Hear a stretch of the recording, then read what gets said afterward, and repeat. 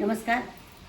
आज आपण रक्षाबंधन आणि नारळी पौर्णिमा या दोन उत्सवांविषयी पाहणार आहोत. आपण कालच्या व्हिडिओमध्ये पाहिलं की श्रावण शुद्ध पौर्णिमा हा 3 सणांनी बनलेला आहे. एक म्हणजे यज्ञोपवीत धारण करणं, ज्याला आपण जानवं म्हणतो, जानवं धारण करणं. दुसरं रक्षाबंधन आणि तिसरं नारळी पौर्णिमा. हे तीनही उत्सव श्रावण शुद्ध पौर्णिमेला येतात. रक्षाबंधन म्हणजे प्रेमबंधन. बहीण भावाचं नातं असं आहे की ज्या नात्याला कुठल्याही प्रकारचं बंधन नाही, निस्वार्थ, निरपेक्ष, प्रेमस्वरूप अशा प्रकारचं हे नातं आहे. आणि त्यामुळं या दिवशी रक्षा म्हणजे राखी, बंधन म्हणजे बांधणं. भावाला बहीण राखी बांधते हा या दिवसाचा सण. मग कधी भावाकडे बहीण जाते, कधी बहिणीकडे भाऊ येतो. त्याच्यामध्ये काही असं बंधन नाहीये की बहिणीकडेच भावानं गेलं पाहिजे किंवा भावाकडेच बहिणीनं गेलं पाहिजे. नियम जसा जमेल नियम तसा त्याला तो करा.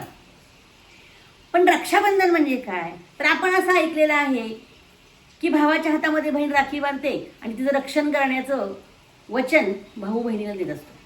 पण पहा, आपल्या भारतीय संस्कृतीमध्ये आई मुलाचं नातं, भावाभावाचं नातं, पती पत्नीचं नातं, बहीण भावाचं नातं, याच्यामध्ये बहीण भावाचं नातं हे निरपेक्ष, निस्वार्थ आणि प्रेमाचं आहे. आजच्या काळामध्ये घडून गेलेल्या घटना किंवा घडणाऱ्या घटना याच्यामुळे आर्थिकतेचा नको इतका बोजवारा उडालेला आहे आणि त्याचा नको तो परिणाम या नात्यांवर झालेला पाहायला मिळतो.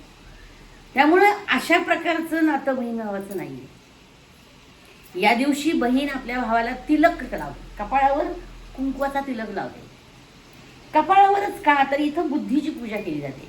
बहीण आपल्या भावाच्या बुद्धीची पूजा करते, मस्तकाची पूजा करते आणि भावाला सांगते की तुझ्यामधली बुद्धी सदैव जागृत ठेव. स्त्रियांकडे बघण्याचा दृष्टिकोन तुझा बदलता ठेव. विकारी दृष्टीनं स्त्रीकडे पाहू नको.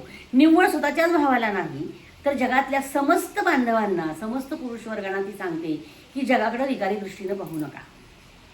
जगाकडे बघण्याचा दृष्टिकोन बदला. जगातल्या समस्त स्त्री वर्गाकडे बघण्याचा दृष्टिकोन बदला.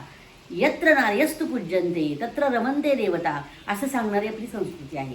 ज्या घरामध्ये स्त्री जातीची, नारी जातीची पूजा केली जाते त्या घरामध्ये देवीचं वास्तव्य असतं असं म्हटलं जातं. पण त्या घरातली नारी तशा प्रकारची असली पाहिजे. नाहीतर अलीकडच्या काळामध्ये हे सगळं बदल होत चाललेलं आहे. घटस्फोटांचं प्रमाण वाढत चाललेलं आहे. दृष्टिकोन बदलत चाललेले आहे.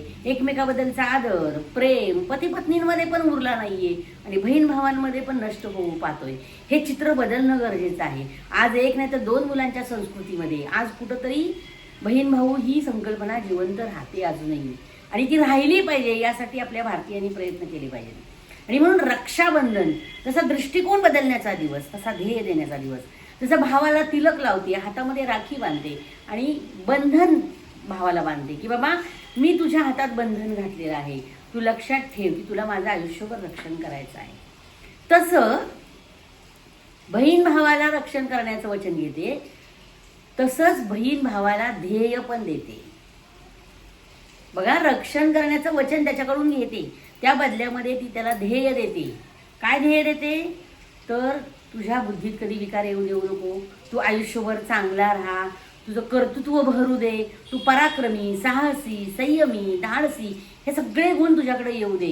हे बहीण या दिवसाच्या निमित्तानं त्याच्याकडे मागते, त्याला ते ध्येय देते. हे रक्षाबंधनाचं महत्त्व आहे. आपण बघतो की आपल्या भारतीय संस्कृतीमध्ये जुन्या परंपरा आहेत की तिथं लोकांनी हुमायूनला राखी बांधली होती, इंद्राणीने इंद्राला राखी बांधली होती, संकटाच्या वेळी रक्षण मागण्यासाठी राख्या पाठवल्या होत्या. ही आपली परंपरा आहे. आणि म्हणून रक्षाबंधन म्हणजे भावानं बहिणीचं रक्षण करण्याचं वचन तिला दरवर्षी जाणीव करून देण्यासाठी हा सण, आणि बहिणीनं भावाला दरवर्षी ध्येय देणं की समाजाकडे बघण्याचा तुझा दृष्टिकोन बदल. हे प्रेमाचं निस्वार्थ बंधन आहे आणि हे तू कायम पाळ. निव्वळ आपल्या कुटुंबापुरता हा सण मर्यादित न ठेवता जगामध्ये सर्वत्र, कारण जगात सर्वत्र बहीण भावाचं नातं मानलं जातं, जगामध्ये सर्वत्र हा दृष्टिकोन जर पोहोचला तर घडणाऱ्या घटना, होणाऱ्या वाईट गोष्टी टळू शकतात. हे नातं फुलू शकतं, हे संबंध दृढ होऊ शकतात. हे सांगण्यासाठी हा रक्षाबंधनाचा सण आहे आणि हा सण आपण आनंदानं उद्या श्रावण शुद्ध पौर्णिमेला साजरा करूया आणि रक्षाबंधनाचं महत्त्व विश्वाला देऊया.